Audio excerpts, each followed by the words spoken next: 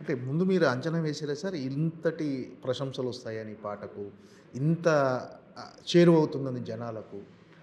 అంటే నేనేమనుకున్నానంటే మంచి పాట ఇచ్చారు అని మామూలుగా ప్రశంసిస్తారని అనుకున్నాను. ఈ కాలం పరిభాషలో చెప్పాలంటే ఇంత వైరల్ అయ్యి, హ్మ్. వరల్డ్ కప్ నెగ్గిన ఇండియా టీమ్‌కి వెనకాల కూడా ఇదే పాట అవును. రావడం అనేది ఈ స్థాయిలో అంతర్జాతీయ స్థాయిలోకి ఈ పాట ఎళ్ళిపోద్దని మాత్రం నేను ఊహించలేదు.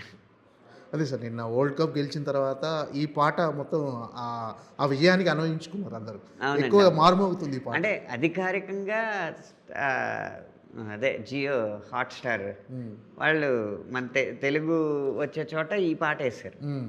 అది చాలా బాగా అనిపించింది.